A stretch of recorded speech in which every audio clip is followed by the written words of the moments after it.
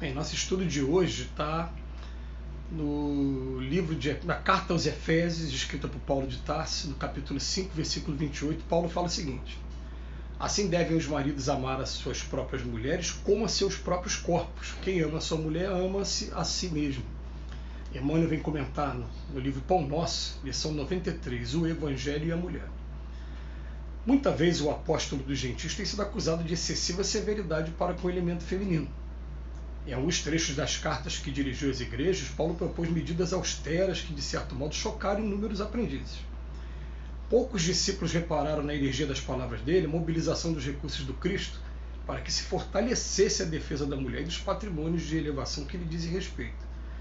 Com Jesus começou o legítimo feminismo, não aquele que enche as mãos de suas expositoras com estandartes coloridos das ideologias políticas do mundo, mas aquele que lhe traça nos corações diretrizes superiores e santificantes.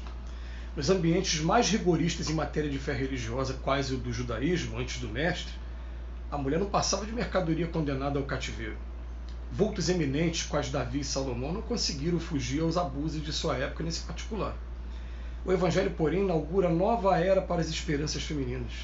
Nele vemos a consagração da Mãe Santíssima, a sublime conversão de Madalena, a dedicação das irmãs de Lázaro, o espírito abnegado das senhoras de Jerusalém que acompanham o Senhor até o instante supremo.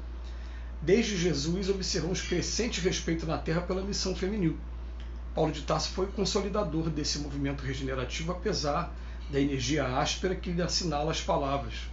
Procurava levantar a mulher da condição de aviltada, confiando ao homem na qualidade de mãe, irmã, esposa ou filha, associada aos seus destinos e como criatura de Deus igual a ele. Então, para poder fazer a análise desse texto de hoje, a gente, em primeiro lugar, vamos trazer a doutrina espírita para a gente. A doutrina espírita diz que o espírito não tem sexo. Nós somos espíritos. Nós não somos esse corpo aqui. O dia que a gente abandona esse corpo, que a gente volta para o outro lado, sexo a gente não tem. Aí a gente ficava perguntando, peraí, o mesmo espírito pode animar um corpo masculino ou feminino? Pode. E o que é melhor? Ser homem ou mulher? Vai depender do gênero de prova que você tem que passar. Como mulher você disciplina algumas coisas, como homem disciplina outras coisas. Precisa da completude. Então, quando chegar lá na frente na perfeição, vai ter vivido todas essas experiências de maneira que a gente vai ver aí algumas passagens, me lembrei de duas músicas aqui da nossa do MPB. Uma fala: ser um homem feminino não fere meu lado masculino, porque se Deus é menino e menino, eu também sou masculino e feminino. Não significa homossexualismo, que é isso? Quando se fala da mulher, está querendo pegar o sentimento da mulher, o amor da mulher, essa coisa de mãe. E a outra é um outro que fala assim: um dia eu vivi a ilusão de que ser homem bastaria, que o mundo masculino tudo me daria, do que eu quisesse ter, que nada. Minha porção mulher que até então se resguardara é a melhor que trago em mim agora, é a que me faz viver. Inclusive o autor dessa música, que muita gente só por falar vai saber quem é, ele declarou uma vez que ele nunca teve relacionamento sexual nenhum, ele estava falando simplesmente do sentimento também feminino. Mas a gente está falando de uma época. Primeiro, esse trecho está na Carta aos Efésios. Quem escreveu foi Paulo de Tarso. Paulo de Tarso, a gente sabe, em primeiro lugar, que Paulo de Tarso não foi casado. Conta até a tradição que ele foi muito apaixonado por uma mulher chamada Abigail, que essa mulher era, sem ele saber, irmã daquele que foi o primeiro mártir do cristianismo, que foi Estevão. Foi o primeiro que ele ordenou o apedrejamento. Quer dizer, o Paulo, sem saber, ordenou que o seu cunhado fosse morto por ele ser cristão. E a mulher dele também, a Abigail, também se converteu ao cristianismo também antes dele, enquanto ele ainda era Saulo de Tarso. Quando ele viu a mulher morrendo e descobriu principalmente que havia matado seu cunhado também, ele chegou a um ponto que falou: a partir de hoje eu não quero ter relacionamento nenhum. Foi uma opção dele de ser celibatário. Inclusive ele chegou a alegar em uma das cartas, ele fala assim: bom seria se vocês fossem igual a mim, não se dedicassem a um matrimônio para se dedicar a uma causa maior pela humanidade inteira. Mas se vocês não conseguirem, não se sentirem capazes, se vocês se sentirem abrasados, contrai o matrimônio, mas contrai com uma pessoa só, porque é com uma pessoa só que a gente vai aprender a amar e também a desenvolver também o amor dentro da gente, esse respeito dentro da gente também. Mas quando a gente vai falar da figura feminina, ele vem chamar a atenção aqui para a gente no texto, de que, por exemplo, o ambiente judeu Era um ambiente em que a mulher era, eles não passava de mercadoria condenada ao cativeiro. Ele faz referência a duas grandes figuras do Velho Testamento, pai e filho, Davi e depois Salomão, Salomão filho de Davi. E Salomão, por exemplo, conta as escrituras que ele tinha um harém, ele tinha 700 concubinas, é o termo que está lá no Velho Testamento. O que significa aquilo? São mulheres que não tinham a menor opção mesmo, eram obrigadas a se submeter àquilo, e eram todas mulheres de Davi que ele as usava ao seu bel prazer de acordo com os costumes da época. A gente também parte do princípio de que esse livrinho aqui, o Pão Nosso, foi escrito na década de 40, nossa, aqui, agora há pouco tempo, foi escrito há 80 anos atrás, e numa época em que a mulher não tinha CPF, a mulher não votava, a mulher ela tinha que se submeter ao pátrio poder, o homem era o chefe da casa, o homem podia anular casamento se descobrisse que ela não era mais virgem. O Código Civil usava-se assim, em 5 dias o homem descobrir que a mulher já havia sido deflorada, ele poderia anular o casamento. Olha que absurdo, né? O homem não, mas a mulher tinha que ter esse controle rigoroso dos homens mesmo.